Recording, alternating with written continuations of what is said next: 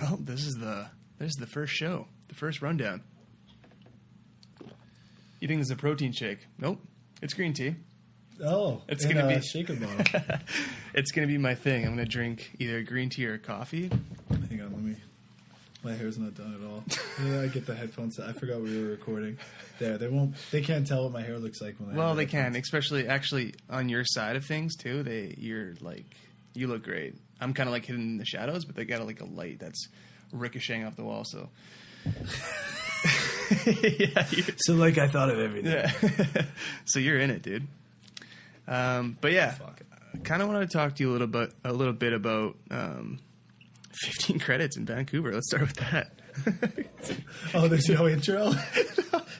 Well, there's gonna be an introduction at the beginning. Like I'm gonna do it. Yeah, okay. I'll do the intro. I just want to say, if we are started, that this episode is sponsored by Squarespace. It was a tough negotiation. A lot of people wanted to sponsor you, and I'm so proud that we actually landed with Squarespace. So if you're thinking about making your own website, go through Squarespace and use / Klassen. Use Rogan. Yeah, use Rogan backslash. You get 50%. Dude, every podcast I listen to, it's Squarespace, and every YouTube video that I'm like, anything to do with like learning on Adobe or anything like that. Yeah, this guy like pops up. He's like, "Hey, you looking to build a website for cheap? You've come to the right place. Squarespace." Yeah, so it's either Squarespace or Square Cash. I hear Square Cash a lot. Have you heard Square Cash? Square Cash? Yeah, that one is it's a cash app where it's like a messenger type app, and you can send money super instantly. And they're like, yeah, it only costs you like $100 every time you send $5. That's kind of like Snapchat now. They have that. Oh, I don't have Snapchat. So. You don't have Snapchat? No. Otherwise, you'd be seeing the dopest Snap story. Oh, of course. My Insta stories are crazy, son. Actually, dude, when your Insta stories do come on, I do check them out because of how I have no prediction of what they're going to be. Yeah, they're all over the place. Like, people, when they see mine, they're going to... Okay, he's either at the gym, he's talking about some kind of motivational thing, or he's at the dog park. Yeah. You know what I mean? Yeah. But yours, it's like, dude, I seen an Instagram story of yours and you were in Mexico.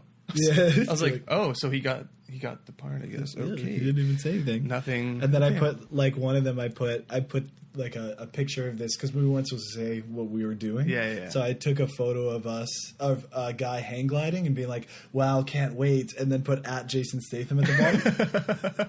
People were like, oh my God, are you working with Jason Statham? I'm like, I just put the emoji. I can't say anything. I might be. You never know. I just want people to think my life is exciting. That's all. Oh, dude. Well, it kind of is exciting, man. You're following a passion. Oh, I thought you were going to say you're following me on Instagram. Just start the podcast with real fucking... Just a plug. Just a plug. A hot plug. Hey, my Instagram is kind of interesting. It's blown up. When we met, you were at 40. You think they're fake? No, they're not fake, but they're people that are following me for not necessarily me anymore. Just they're following me because of my videos that I put up. Yeah. Like I just put up that. Well, my phone's recording, but pull it up. I just put up a video. But you know what I realized, dude? I'm gonna talk to you about this in a second here because this Black Panther one, man, sick behind the scenes of Black Panther. Oh shoot. Oh, don't see it? Okay. Yeah. But it is sick? Okay, cool. Yeah, and this is what I realized. This is something... my phone away? And you turn it over to... Chuck it over there. And don't be receiving or texting anyone. Okay, yeah, I'm listening. Okay, so one of the things that I was sitting at the dog park yesterday, and I was contemplating, I was like, man, do people just think like I'm a viral page now? Like a meme page? And that was... 100%. Well, hold on a second. Okay. So... Yeah, because if I am posting like 5, 6, and the thing is, man, it's so addicting because every time I do post one of those things, I'm going to sound like a real snob here, like a real trying to be. We'll fix it in post. This message is brought to you by Squarespace. I was sitting there and I was like, okay, what I need to do is tone down posting viral videos because, dude, I got like kind of obsessed. For two things. I got kind of obsessed. I was like, oh my God, this would be so funny. Oh my God, this is hilarious on Reddit. How are 14-year-olds going to think of it? So Okay. Well, no, I'm just saying my audience is a younger crowd on Instagram. I didn't take it any other way. Okay. Yeah.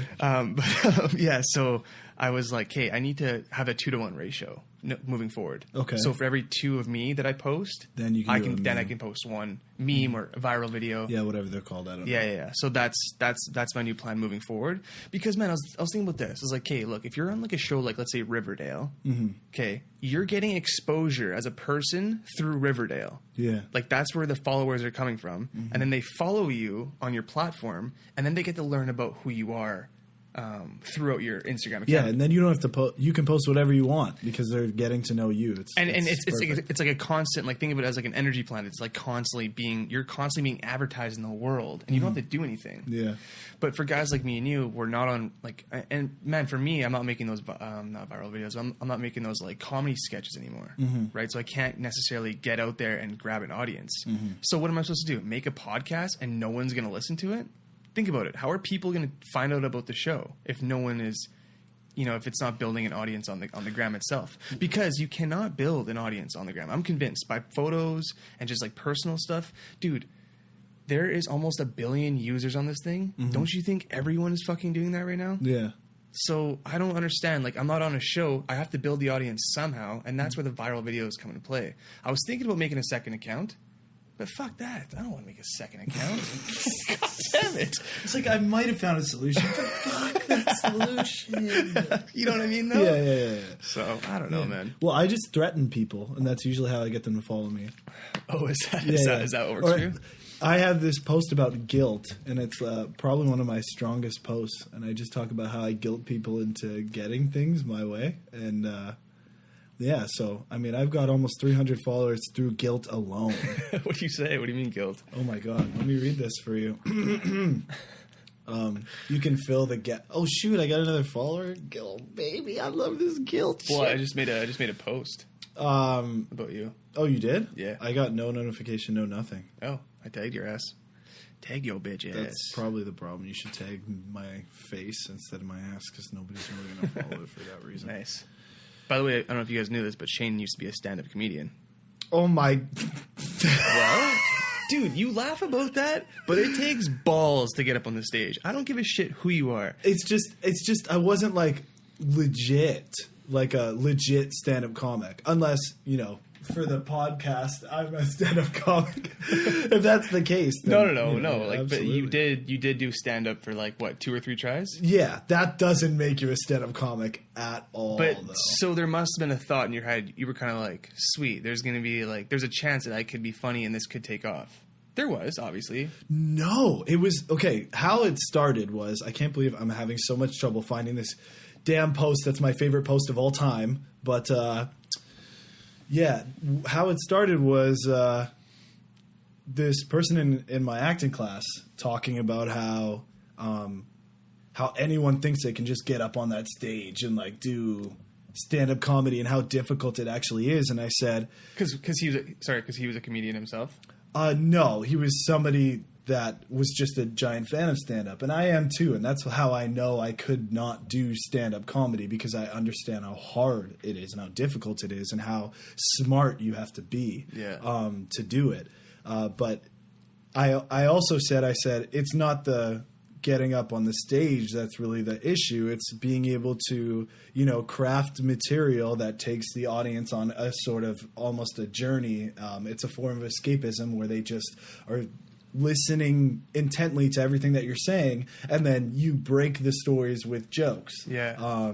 And I said, so I said, that's the difficult part, not the getting up on stage. Anybody can just get up on stage. Yeah. And he was like, you think you can just get up on stage? Like, you just walk up on stage and do whatever you want? I was like, yes, that's not the difficult part. And so he basically challenged me to do it, and I did it the next week. Oh, wow. So it's a challenge more than anything. Yeah, and it really, I was just trying to explain that, like, it's one of the things I have where I don't get nervous speaking in front of crowds or large crowds. I used to, the way I got through university was all the other people in my group were too scared to do the presentation part, but I wasn't smart enough to do like the research part. So I'd have all the smart people do the research, and then I'd say, instead of us all taking 5 minutes to do the presentation, I'll do the full 25 minutes if you guys can take care of the rest. And they're, oh my God, that's a great idea. I don't know if the teacher would let us. And I said, well, don't ask the teacher. Let's just do it. Just fucking do it. Yeah. And every presentation I've ever had, I've gotten an A or an A+. Even though I did not know what I was talking about because they did all the research. But there it is. I found it. Guilt. Let's see it. Let's see it. Read it out. So this is the photo. Yeah. Dope. Let's show it. Yeah, show the camera there. Dope. I hope it's in frame. I'll zoom in on that. Oh, yeah. Now I'm going to have to follow you. Good. Thanks. Well, that's all right. Sick. So, guilt, my most powerful weapon. Oh, it doesn't work if I laugh. My personal friend Gary Vaynerchuk taught me it's important to go all in on your strengths. Working on your weaknesses is a waste of time. Find out what you're good at and hustle. Well, I was lucky. I found out at an early age I had a gift. I could pretty much guilt anybody into anything. Now, as an adult, I've fully embraced my God-given talent, and I've been able to make a career out of it. I've guilted casting directors into giving me auditions. That's true. I guilted my agent into signing me. That's true. I guilt my friends into liking my posts. I've done that to you. Hell, I even guilted my friend Anthony into this photo shoot you're seeing here. My buddy Anthony Cato is the one that takes... His photos are the best I've seen on Instagram. Anthony plug right there. Yeah, at Anthony K. Doe. If I haven't guilted you into something yet, don't worry, I will. Now I suggest for you to find out what you're good at and make a career out of it. And nice. It's super positive now. Nice. Act like it's a motivational speech. That's actually not bad though. That was hey, I appreciate that. You know what? When I first met you, which was like not long ago, November. Oh, okay. You know the date? Yes. The exact date? November 3rd. It was 4:30 p.m. But I don't really remember. No, but... God. 14 credits. Yeah, so... so when I first met you, you were posting those photos.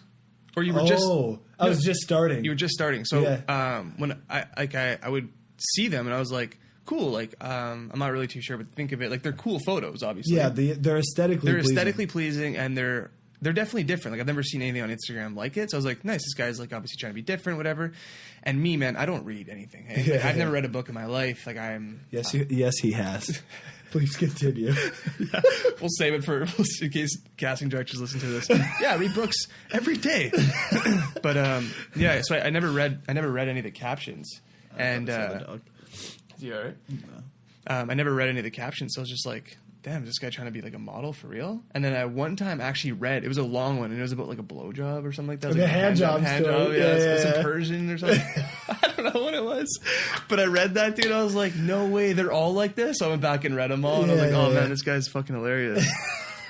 Yeah. Here's the issue, and this is oddly enough, this is an educational podcast. It's for people that want to know more about the industry and stuff. Yeah. Here's what I'll warn you about. How you market yourself is extremely important. And it was going great because you had taught me that the first 5,000 followers you can just get. You don't need to look at the algorithm or try to go viral or anything like that. But one of the things you told me was you just have to post every day. At the very minimum of things you have to learn, you have to post every single day. Yeah. So I had it consistent. I had 300 photos ready. And so I was like, I'll just come up with a caption every single morning.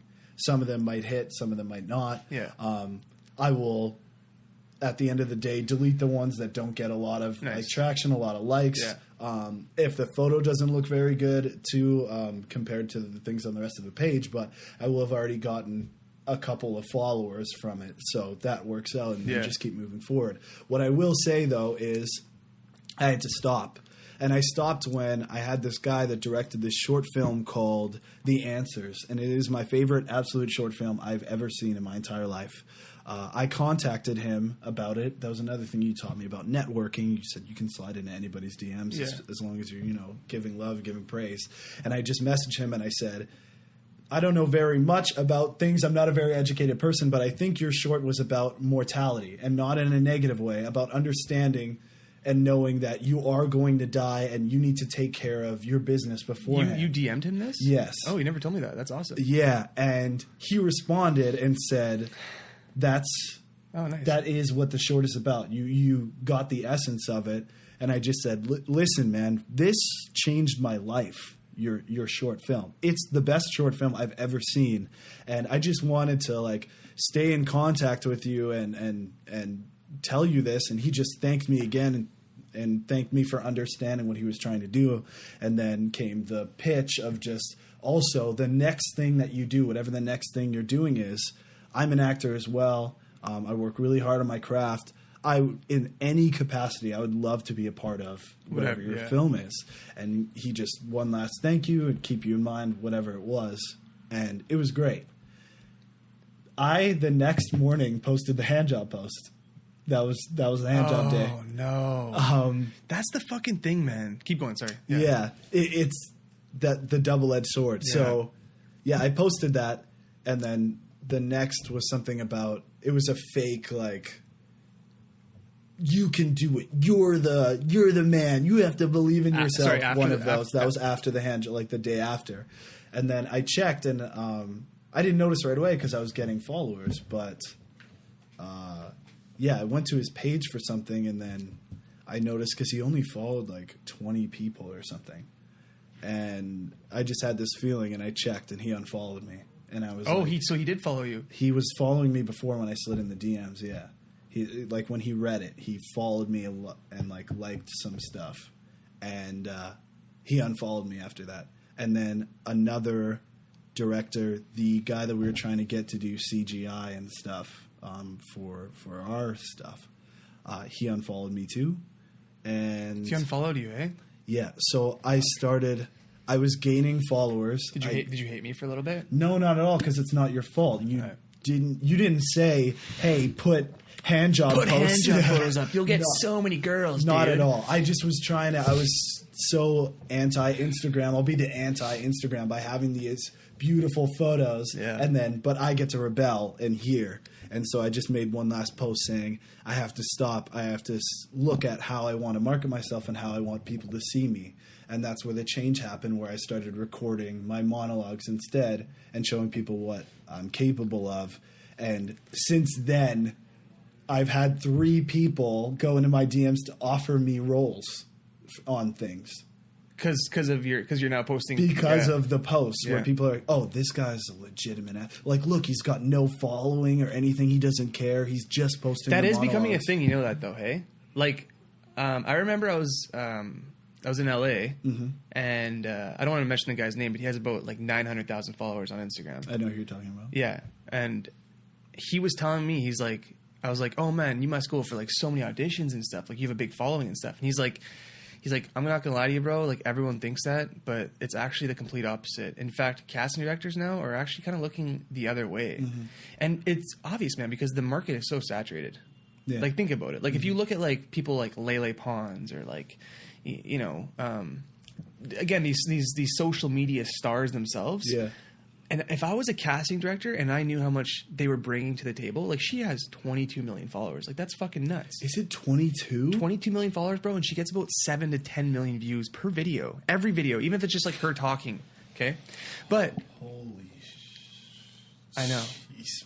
I know, bro. That's insane. Especially from someone that's actually like nothing. Like she's famous for making. You don't want to do diss. Yeah, I don't want to diss in your first podcast. I don't want to be the problem with Lele Pond. No, but like as a casting director, and after listening to like Happy Sack and Fuse and like Off Camera with Sam Jones, the greatest podcast of all time, besides mine. It's number one, but the best ever. Yeah, okay. It really like opened my mind into like how serious the industry really is. Like the film industry, man, is no joke. Yeah. Like it's a small, tight community. And to get into there, man, you cannot be making any fucking mistakes. Like you need to be like, there has to be some kind of like value in you. You know what I mean? And again, as a casting director, I just don't think Lele Pons is going to be selected as opposed to this girl that's like an amazing award-winning, one like. What I'm trying to say, man, is it doesn't matter how many eyeballs you bring onto a project. Skill at the end of the day comes on because, man, Warner Brothers or whatever fucking production company is making the movie, they got enough eyeballs. They don't need that person. Mm-hmm. You know what I mean? Yeah, the perfect example is that Happy Death Day movie that didn't have any household names in it. It was a Blumhouse production. It was well done. It made a crap load of money, and you could tell they just took the best available. There was like a female villain in that movie, and I was so impressed because I went to her IMDb and she had one credit, and it was that movie. And I slid in her DMs, and I was like, "Yo, I am happily in a relationship. I'm not hitting on you or anything like that. I just want to say I can't believe this was your first movie. You did a phenomenal job." She really did. Yeah, I was blown away. I don't know. I feel uncomfortable shouting people out. I don't know who I can. Yeah. Anyway, she was. Have you ever seen Happy Death Day? The female villain. What's her name? Do you know? No, I don't know. It's like on your hand. Lele Pons. It was Lele Pons. There you go. She did such a great job. That's interesting. I actually didn't realize that there was like no cast. Yeah, and I don't want to insult them either. I just mean none of them have like, oh my God, it's the guy from like Glee or something like that. They were relatively unknowns, and they did a phenomenal job. And you could tell that the Blumhouse Productions was like, why do we need to get a Vine star? We'll just get the best actors available because we believe in our plot. We believe in... Yeah, and I think what it is too, though, man, is like if you think about like getting pigeonholed as a certain actor, like what's that guy from Seinfeld who's like, "Hey Jerry, from the guy from Seinfeld, from the guy from Family Guy, though, he's like, "Hey Peter, Jim." That's the guy in the wheelchair. Joe is the character, but oh man, I know this guy's name. I ran into him at Joe Ford. You ran into him? Yeah. Is he big in real life? He's huge. He like towers over me. But also, and just let you know, like everyone, he's like 6'2", 6'3". Yeah, I'm 6'3". Yeah. At that point, I was 250. Yeah, and he made me look like. I'm trying to look at you like your roommates. But yeah, he towered over me. What also though, like. He was so super nice. He's a nice guy. Yeah, he was like the nicest guy ever. He looks like a beauty. I'm so mad that I'm not remembering his name. But also, he's so funny. Man, I know I better get it before you find it. It's Jim. Oh, my goodness, man. I used to be so good at this. I got you. If I typed in Family Guy. If it's not Jim, I'll be so mad. I don't even know what I'm looking for now. Full cast. I'm going to find it. How is he not? He probably was the top and you missed it. No, dude. I'm looking right now. He's definitely... I'm going to get it before you. All right, well, Patrick Warburton. It was not Jim. Oh, Patrick. It wasn't close to Jim. Oh, yeah. There it is right there. Yeah. Joe Swanson. Yeah, that's his name. But yeah, dude, his voice is just like the letter I is the only... There was that one show he did. What show did he do? It was really the good. Tick. No. It was a show. Like it was actually like a the TV Tick show. Is a show. Really? It was like him. He had like a girlfriend though, and like the other there was like a couple, and they were like in together. I don't know. Oh, you might have to scroll back up because I think it just ended. No, it wasn't that. It's definitely recent though, ish. But anyways, yeah. He's not in the Tick. He's in a series of unfortunate events. Looks like every. That's why he's in Vancouver. Oh, that's the beauty about living in the city, by the way, guys. The city, you just see, like, everyone. Like, you really do. Yeah. Like, it's crazy. And especially if you work at a high-end restaurant. Yeah, you work at a high-end restaurant or go to DiCaprio and Tom Hardy. What? Yeah. Man, I gotta stop slamming. These stories are crazy, yo. You actually... Yeah, what? I met, like... I don't want to, like, fangirl, but if I met those... Like, dude, Tom Hardy... Oh, you want to know what I did? I blew it. Uno. Well, you can't even not blow it. Those guys don't even look your way. You know what I mean? They do. They're very engaging. Oh, crazy. Let's hear it. Okay, here's what happened, man. I was... Start from the beginning. Okay. It was 1989. Shut Batman had just come out. The first Batman with Michael Keaton, where he just whispers. Of course. Yeah. Where is she? No, it doesn't. It's not aggressive. It's not beta. It's like a whisper.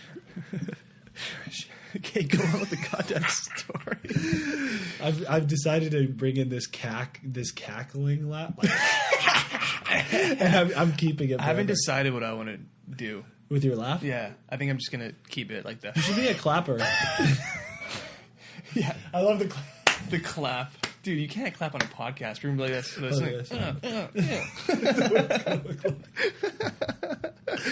But okay, yeah. This is why I needed Jamie. You know, Joe Rogan has Jamie. He's just like, "What's that guy?" And Jamie's like, "It's actually this guy." I don't think Joe Rogan. That's not how it sounds. I don't think Joe Rogan on his first podcast had Jamie.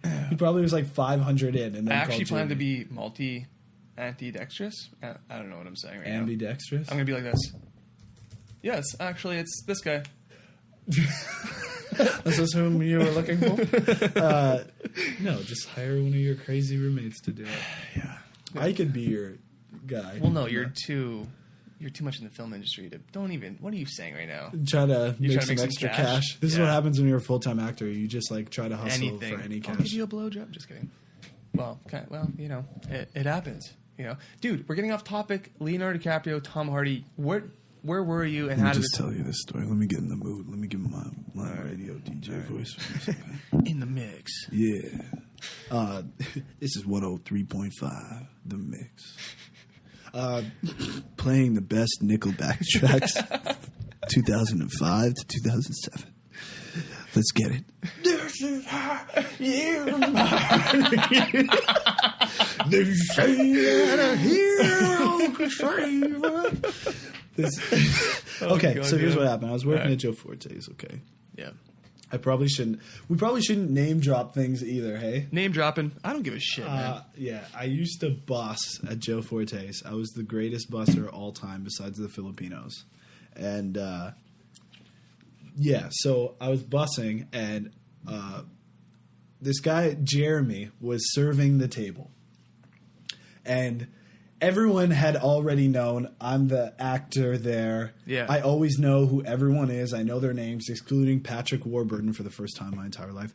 But for the most part, if celebrities come in, servers run up and ask me, who is this person? What have they done? What kind of things should I talk about, etc. And I could give them like a breakdown on the spot, right? Yeah.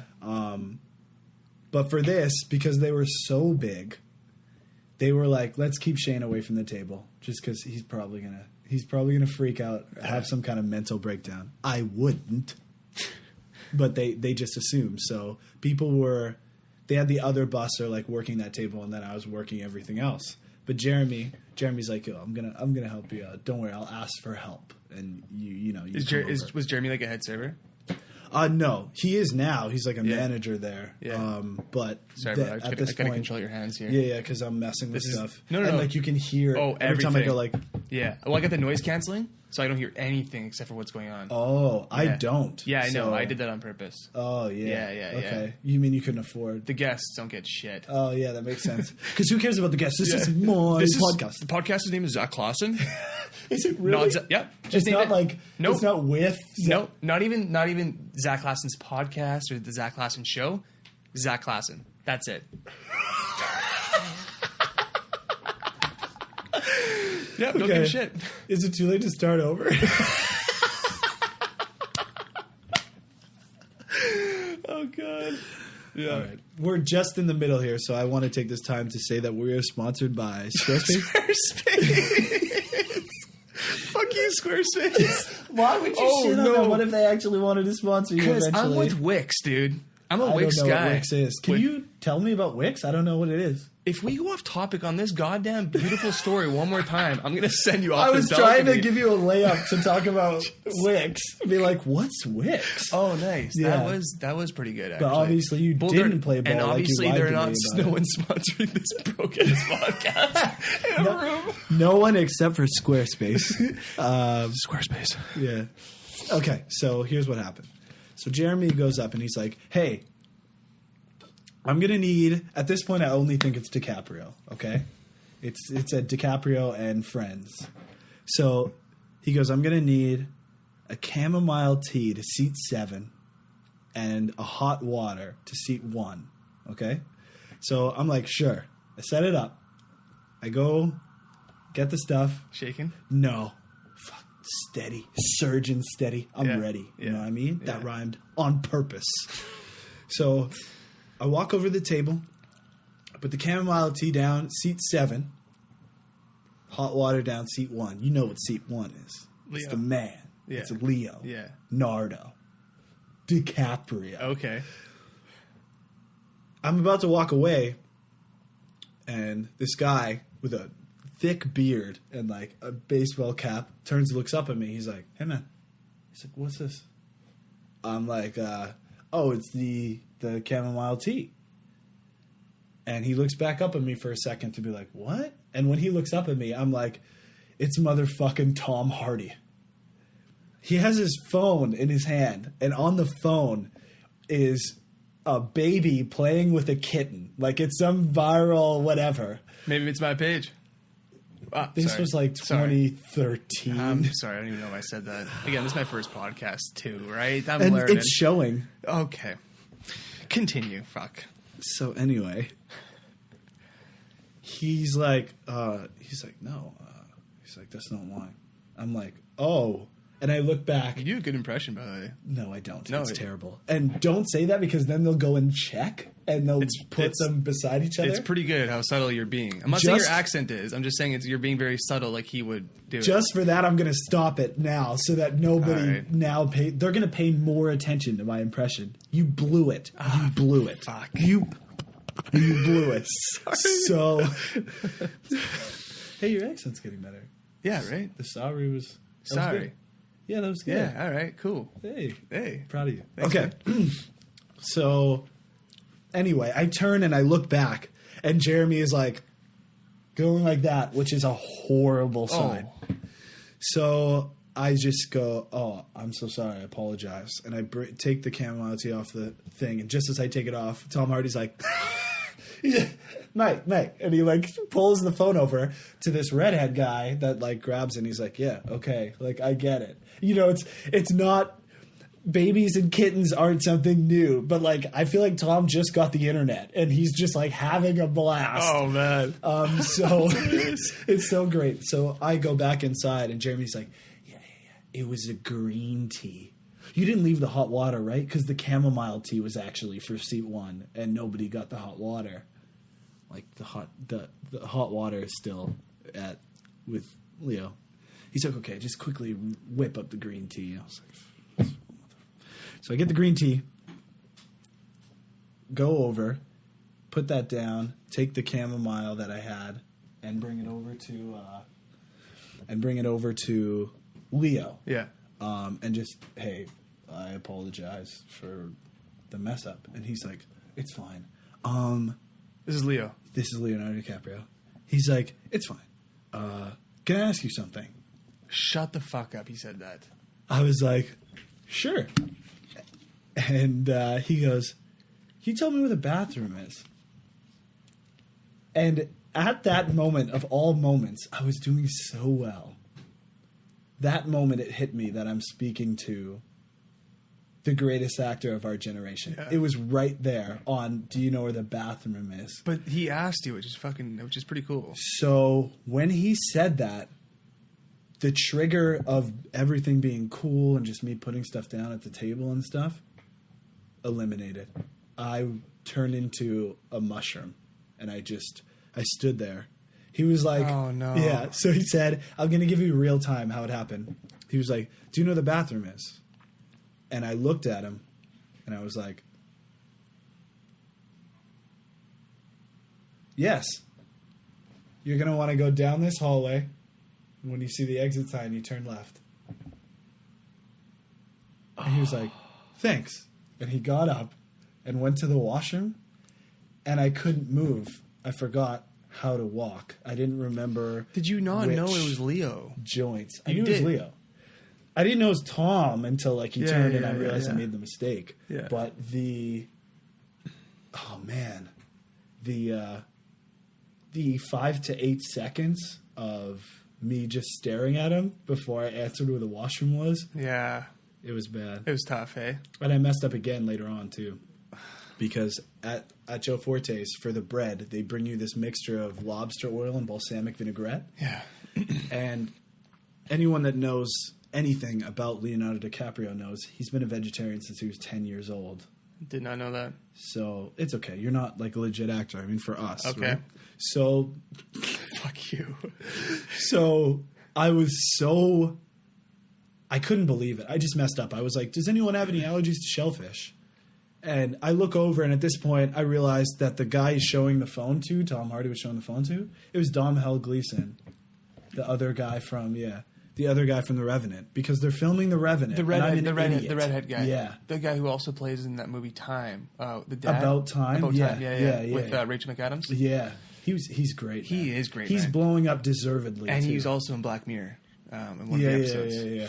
So I see his face, and he's going like, and I'm like, oh no. And Leo just calmly says, no lobster oil for me, please. And I walk back going, I'm the only person in this restaurant right now, besides the cast, that knows he would never take lobster oil. He's a vegetarian.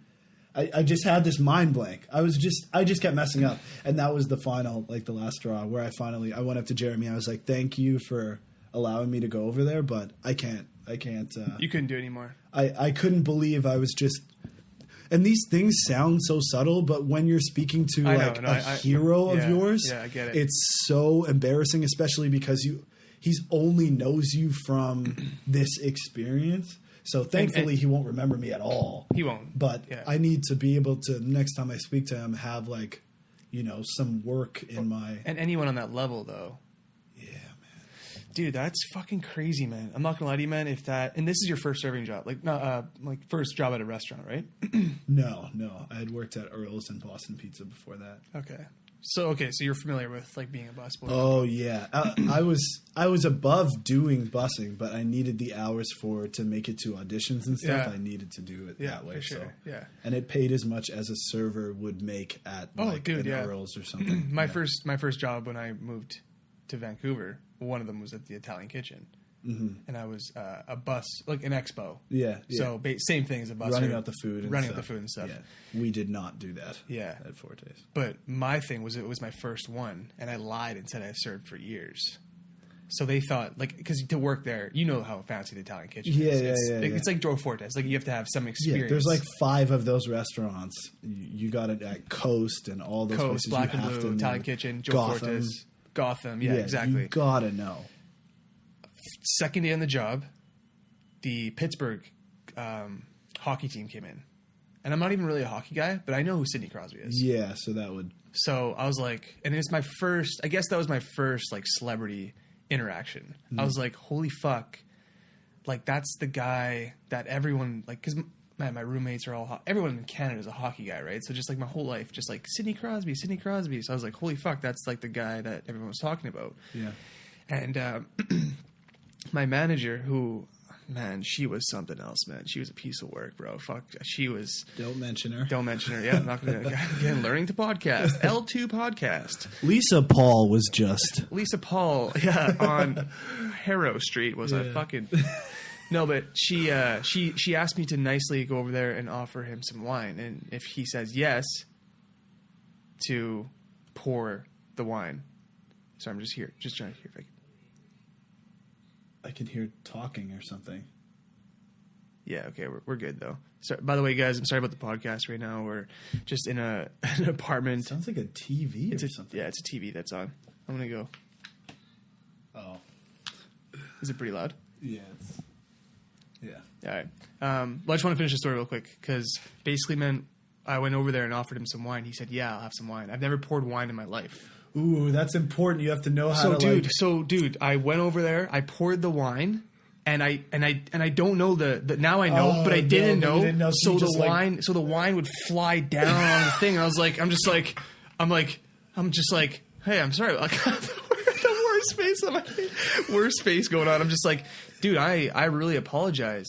Would you like some more wine? I walk over there. Manager didn't even look that I was doing it because, man, there's been some big time people in there that Sidney Crosby's like not even like big time anymore. Yeah. And then she's like, did it go okay? And I was like, yeah, I think it went good.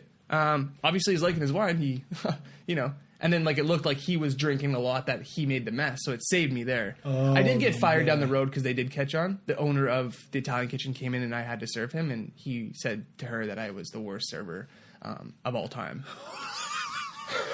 So they fired me. They didn't fire me. They told me to go down to being a host. And I was like, I can't live. Do they have male hosts then? Yeah, they do. Oh, okay. Yeah, which is pretty cool.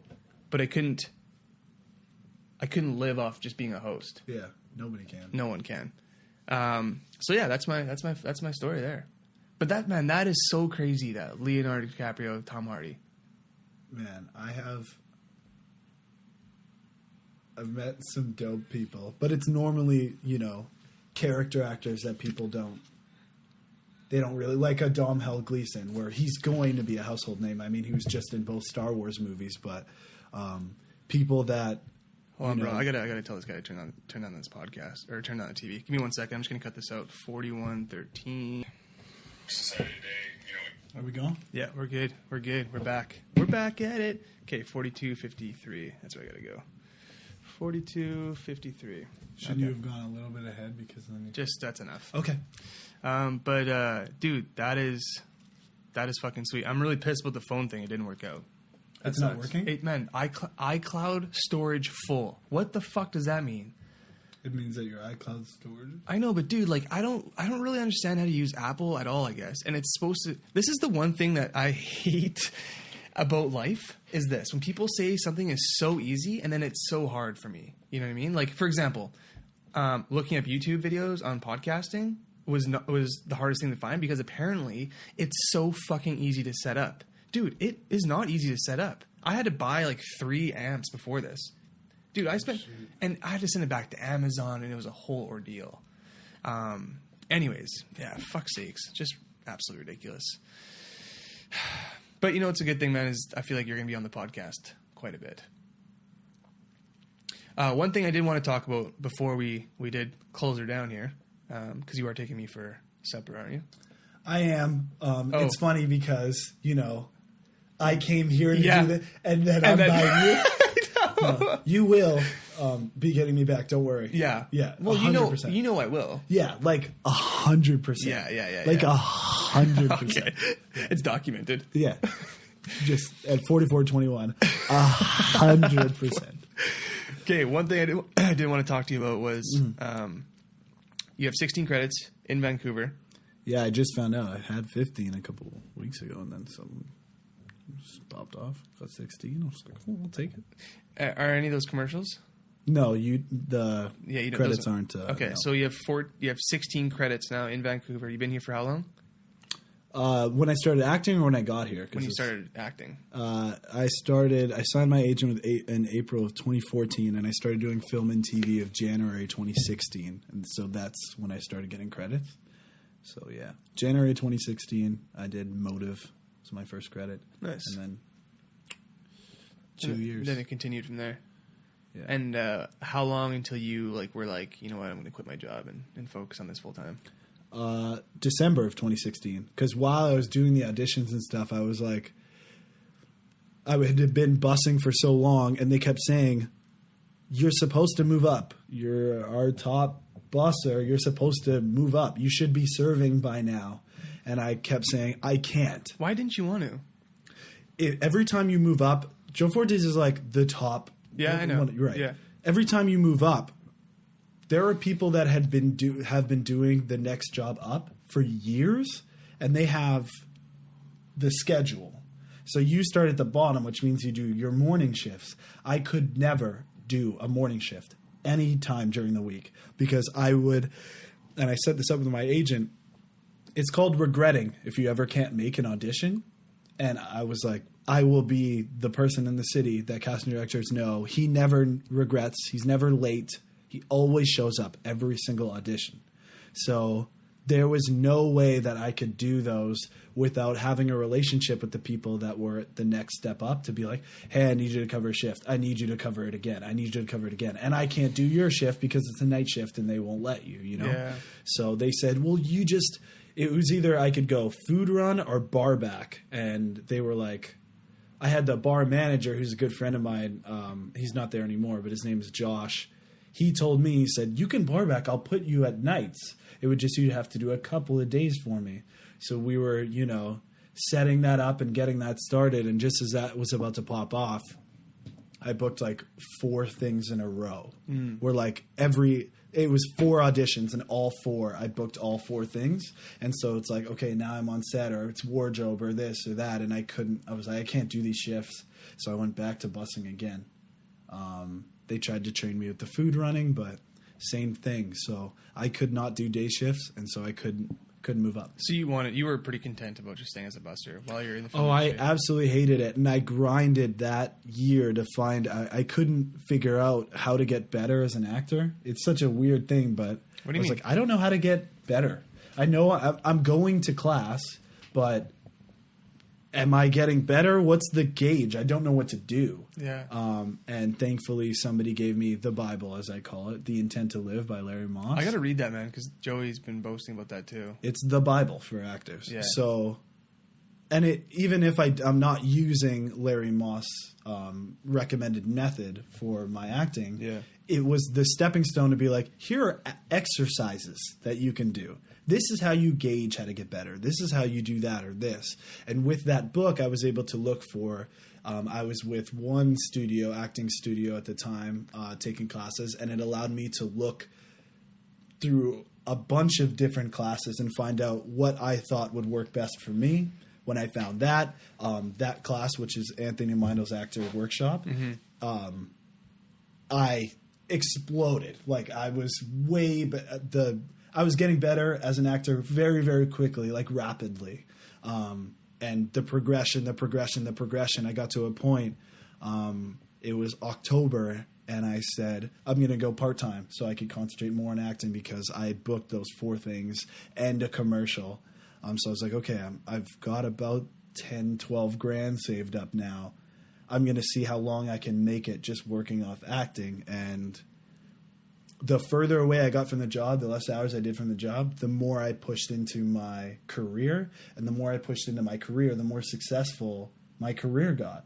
And because of that, I just was able to keep making money from my career. Yeah. And so since then, I haven't had to go back. There are times where I've gotten close, real close, where I'm like, what am I going to do? I'm screwed. And just when that point has happened, something has just came through. My agent just calls where I'm like, okay, today I'm going to apply for jobs. Agent calls, hey. You booked something? Not even. You're going to go in to read for this thing. And I go in with a very aggressive, confident mindset of, okay, nobody wants this more than I do here in this lobby. Nobody's working as hard as I am in this lobby. This is mine, as long as they're not going to go with like the white choice or whatever. As long as it's not based on my look or ethnicity. If it's just based on talent alone, I've got these guys. And it was because of the roles I was going for at the time were lower. Now that I'm going for bigger roles, now it's people that are working as hard as I am. Yeah. So it's a lot more difficult. That's crazy, man. That's fucking sweet. Actually, when I first met you and you told me that stuff, that was something that I really envied you for that. Mm-hmm. Like how you were just able to quit your job, you know what I mean? And like just fucking focus on acting, man, because that's obviously the dream for all of us, is just to eat. If acting can pay you to eat, you're good. Because if that's your only focus, man, you can get so much better, right? Like that's quickly. I knew I joined late. You joined a little late too. Yeah. I knew, I was like, if I want to at least set the stepping stones for my career before I'm like a dad, I need to be able to get better quickly. You're a Joe Rogan guy too, and he talks about the Malcolm Gladwell 10,000 hours thing a lot. Yeah. And I said, how the heck am I supposed to get 10,000 hours in under 10 years? What am I supposed to do? And I found out I could cut it in half if I was working less. And I have been able to, because I'm able to work on my craft every single day for hours per day. And like, if you don't mind me sharing your morning routine with everyone, what is it? What's it like? So the second that I wake up, my phone already has like, actually it starts the night before. The night before I put on this guided meditation. So that it's ready to go. So as soon as I unlock my phone in the morning, I don't really have to even open my eyes. I just kind of like, I'm like this, and I hold it open and then click the middle and it plays. So it takes me through a guided meditation for 20 minutes. And this is so that I can stay focused, so that I can, And you get up no problem? With what? Because you said you're like barely awake and you press that button and then you just get up no problem. I don't get up. It's 20 minutes of you're supposed to lie still. Okay. So I like just woken up and then I'm back here, and it, you go through the motions of what the guided meditation is telling you to do and what you're supposed to imagine for yourself for the day, for, the week, etc. And then right after that, I get up, I go to my laptop, and I go on my breathing and diaphragm exercises.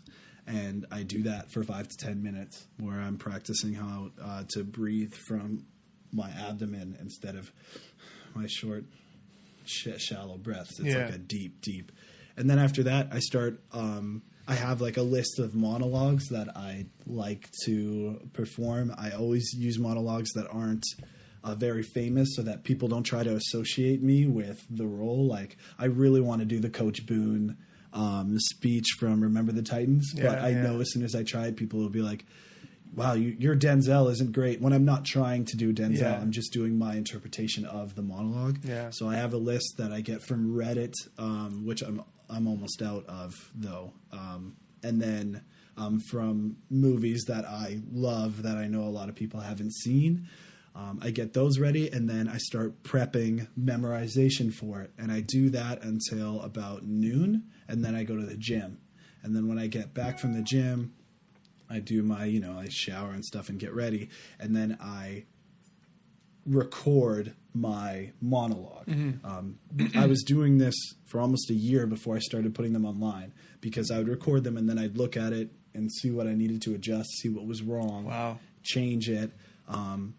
I'd do it in different accents as well, so I could work on my accents. And then I'd have a complete thing, and then I read something online that says, then you delete it because it's gone and you need to work on the next monologue. So after that, I would delete it, and usually I'd be done everything between like 4 to 5 o'clock. And then the night is time for girlfriend, time for hanging with you guys, time for whatever. That's cool. So that like the morning became your work. Yeah, it was like a 9 to 5 job. How was your like memorizing skills at the end of like after doing that for like 2-3 weeks? How did it like improve in that sense? I didn't really notice in 2-3 weeks. It was months later where I started realizing it was because I had an audition, and my agent said, "Hey, it's 4 pages. You got to learn it by tomorrow. You're gonna be all right." I was like, "Yeah, I think so." And then 2 hours later, I was like, "I have all of it." Nice. So that's when I was like, oh shoot, the memorization part of it is very unique in what it was getting me to do and how I was getting better with it. Sweet. That's crazy. Yeah. Doing those like daily things just made you overall a better. Yeah. But then I got, I hit a wall and I wasn't getting better. Is that and that's what you're talking about? You just couldn't get better as an actor? No, this happened after all of that. But I hit another wall, and I ended up. Jesus Christ! It's so cool with the sirens. I feel it kind of is. Yeah, it's like a cool, we're outside in New York. We're in the city. Yeah, it's like there's crime all the time. You know what I mean? Yeah. Oh my God! Save my cat! Perfect. Okay, but then I hit another wall, and so I have this thing that I call it cheating. Where if I get stuck and I don't, I always feel like there's a way to get better, but faster than other people. Yeah. I looked up for like my cheat codes, and I found that I could replicate the same feeling that I get going into an audition by going live on Facebook. Oh yeah, and that's when you started going live on the Facebook itself. And I made sure I kept the video up and didn't delete it, so people can see how nervous and scared I was the first time I went live, even though I had been doing it for almost a year by myself. It's a different ballgame. It's so different, but walking into an audition now, it's the exact same, where you want to get in your first take, but if you don't, it's not the end of the world. It's just you'd prefer it to get it in one take. So now my Facebook Lives, I've gotten it to a point where I pretty much get it the first time. That's good, man. That's good for auditioning. Yeah, I wish Instagram Live had a way for you to at least save the video after it's live, at least to your phone, and then you can pick whatever and export, but it doesn't let you, so that's why I had to be like, okay, I can only do it on Facebook Live, which sucks because only my friends see it. But then I do a separate, after my Facebook Live is done, I do a separate version after now I've practiced it a couple more times, and I record myself like in 4K for Instagram. Nice. You know Instagram doesn't take 4K. It doesn't? Oh, no. It only takes 1080. It's so frustrating. Oh, so I thought it was in 4K, but I guess it's just it's garbage. 1080. Yeah, it's bullshit. That's fine. That'll save me a lot more memory from now on. Now I know. But, a friend of mine told me about how to make it better, and he said my background was too loud because you could see like my books and motion and stuff. So he's the one that told me to do it like an audition. So now I have it where the background is just a wall, and then I bought a lapel mic. You bought a lapel mic? It arrived while I was in Mexico for that commercial. Oh man, how much was that? It was only $25 because it had some like deal on. So that was great. I'm teaching myself how to set it up, but right now I'm doing that thing with Joey. So and you're doing the superhero thing with Joey. Yeah. My you want to talk about that a little bit? Series. If we got 2 minutes left. There's no time limit, my friend. Oh, really? Yeah, that's not. Too bad because I'm starving. I created have written the scripts for a web series called Alter Egos, and it is about the superheroes when they're not in costume. So you're like, oh, a comedy like Powerless that got canceled after one season. It's not a comedy at all. No. It's very serious, but I created it basically to showcase what my friends could do, get us some exposure, but also because I feel like a certain comic book company has not been doing their research and taking liberties with some of the characters that are the wrong kind of liberties. It's just people that don't read comic books that want to make profit off of them.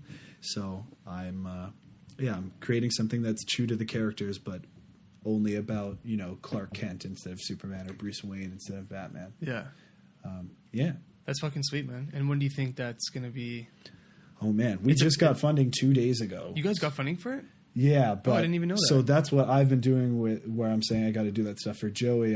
He needs a budget breakdown so that we can give it to the person. Yeah, and it's going down. I guess you can't answer that, but like, is it someone that I know that's financing it? No. Okay, nice.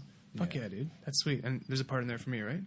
Yeah, there is. Okay, good. You're city vendor, and you go, hey, you guys want some hot dogs?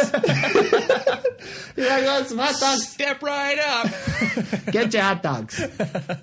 That's a perfect role for me. You nail it. Yeah. All right, man. Well, I think we're going to stop the podcast here. Obviously, you're going to be on the podcast, I think, many times. 15 seconds.